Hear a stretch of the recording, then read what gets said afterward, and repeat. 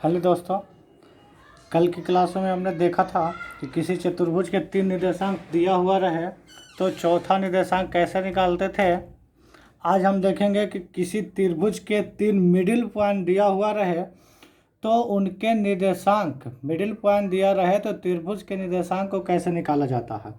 तो आइए देखते हैं। जैसे आपका दिया हुआ रहे कि त्रिभुज ए बी सी दिया हुआ रहेगा कि त्रिभुज ए बी सी में ए बी सी एक त्रिभुज है जिसके mid point D E F है, जिसका निर्देशांक 2, 3, 3, 2 और यहाँ से 5, 3 है। तो आपको दे देगा कि त्रिभुज के निर्देशांक क्या होगा। इतना दे देगा तो आपको निकाल देगा कि त्रिभुज ए बी सी के निर्देशांक क्या होगा। तो उसके लिए कुछ नहीं करना है दोस्तों, जिस प्रकार हम कल बात किए थे उसी प्रकार इसको भी हम करेंगे। तो अगर हमको ए का निर्देशांक निकालना है तो ए के सामने कौन है दोस्तों, डी है। डी का मिड पॉइंट ए के सामने है तो ई और एफ को जोड़ेंगे। जैसे ई का एक्स जो है 5 है और इसका ई का आपका हो गया 3 और एफ का हो गया 5। तो इसको जोड़ेंगे तो 3 और 5 8 हो जाएगा। ई को निकालने को 3 यहाँ पे क्या लिखिएगा, तो ए के निर्देशांक अगर यहाँ हम निकालते हैं तो क्या लिख देंगे, 5 हो गया प्लस 3 होगा और ए के सामने कौन है दोस्तों, 2 है। तो 2 को हम घटा देंगे तो ए का निर्देशांक x बराबर जो होगा 5 और 3 8 में से 2 गया 6 हो जाएगा। तो यहाँ पे x का मान 6 आ गया। y को उसी प्रकार निकालेंगे। y के निकालने के लिए देखते हैं तो y कैसे निकलेगा। तो अब फिर से आप जोड़िए तो y निकालना है हमको तो 3 और 2 5 हो गया, 5 में से 3 गया। अगर ए वाई निकालना है तो क्या हो जाएगा, ए वाई निकालना है तो 3 + 2 - 3 मतलब 3 से 3 कट गया, कितना आ गया 2। तो उसी प्रकार यहाँ पे 2 आ गया। इसी प्रकार दोनों और का निर्देशांक हम निकालना चाहते हैं तो निकलेगा। जैसे अब बी का निर्देशांक निकालना है तो बी के सामने वालों को माइनस करेंगे। तो बी के सामने ई है, ई को क्या कर देंगे, माइनस कर देंगे। बाकी जो बच गया डी और एफ को जोड़ देंगे। जैसे इसको जोड़ेंगे तो 5 और 2 7, 7 में से 3 गया, कितना बचेगा दोस्तों 4। उसी प्रकार 3 और 3 6, 6 में से 2 गया, 6 में से 2 गया 4 बचा। तो 4 कम 4 आ गया। उसी प्रकार अगर सी का निर्देशांक निकालना है तो सी का निर्देशांक निकलेगा कैसे, तो सी को निकालने के लिए सी के सामने कौन है, तो एफ है। अब एफ को घटाएंगे और डी और ई को क्या करेंगे, जोड़ देंगे। तो 2, 3, 5, 5 में से 5 गया 0 और उसके बाद 3 और 3 6, 6 में से 2 गया 4।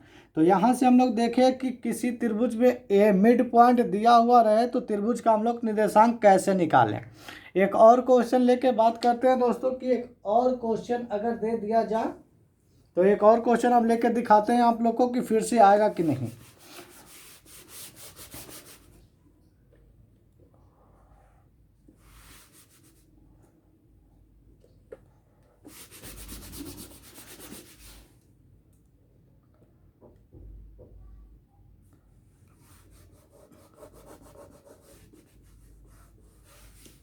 तो एक और क्वेश्चन हम लेते हैं दोस्तों और देखते हैं कि उससे बनता है कि हमारा नहीं बनता है।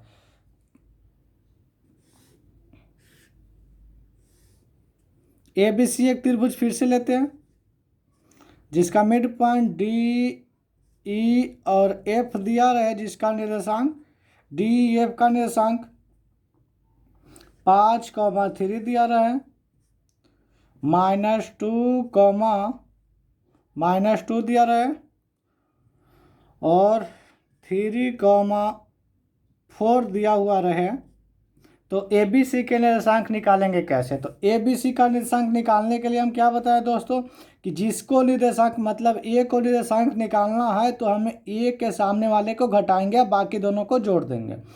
तो 3 और 2, लेकिन यहाँ पे माइनस में है तो 3 में 2 -2 जोड़ेंगे तो 1 बचेगा। 1 में से -5 जाएगा तो कितना आएगा, -4 हो जाएगा। उसी प्रकार y को देखते हैं तो 4 और में से -2 गया तो +2 में से -3 जाएगा तो ये भी -1 आ गया। मतलब ए का निर्देशांक हमारा -4 और कितना आया, -1 आया।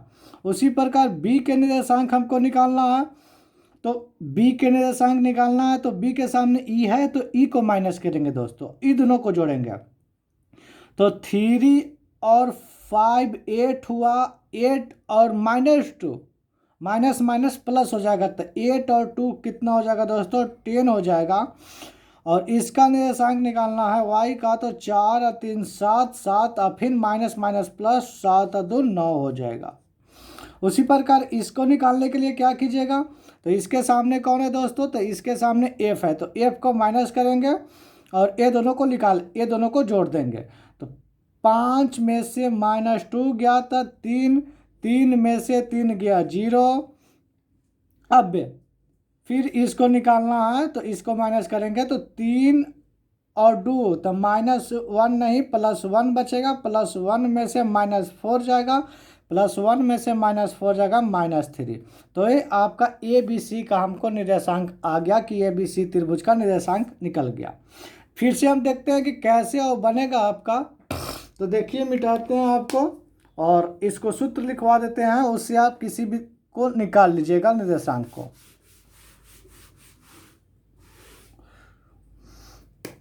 जैसे आपको दिया हुआ रहे किसी त्रिभुज में ABC एक त्रिभुज रहेगा ABC जिसका मिड पॉइंट DE और F दिया हुआ रहे, तो अगर हमको A के निर्देशांक निकालना है तो क्या करेंगे, D + E को जोड़ देंगे और F को क्या कर देंगे, घटा देंगे।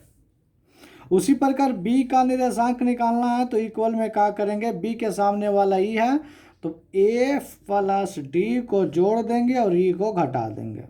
अगर C का निर्देशांक निकालना है तो क्या करेंगे, C को निर्देशांक निकालना है तो क्या करेंगे,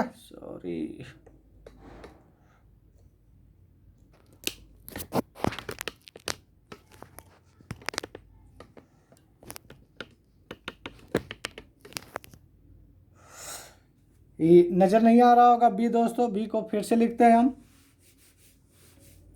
अगर हमको बी के निर्देशांक निकालना है तो बी बराबर होगा, बी के सामने ई है तो F + D और माइनस में E। उसी प्रकार अगर हमें C का निर्देशांक निकालना है तो C बराबर जो होगा, C के सामने F है तो F को घटा देंगे और F को घटा देंगे।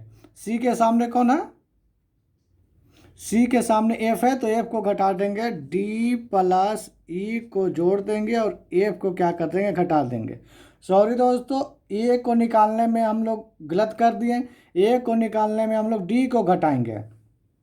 तो A के सामने कौन है, D है तो D को घटाएंगे तो किसको किसको जोड़ेंगे, F + E को जोड़ देंगे और -D को घटा देंगे। तो यहाँ से हम लोग देख लिए कि किसी भी त्रिभुज के मिड पॉइंट दिया हुआ रहे तो उस त्रिभुज का निर्देशांक हम लोग कैसे निकालेंगे। अब हम लोग एक और क्वेश्चन की ओर बढ़ते हैं दोस्तों और देखते हैं कि यदि किसी त्रिभुज में मिड पॉइंट दिया हुआ रहे तो उससे त्रिभुज का क्षेत्रफल को कैसे निकालेंगे।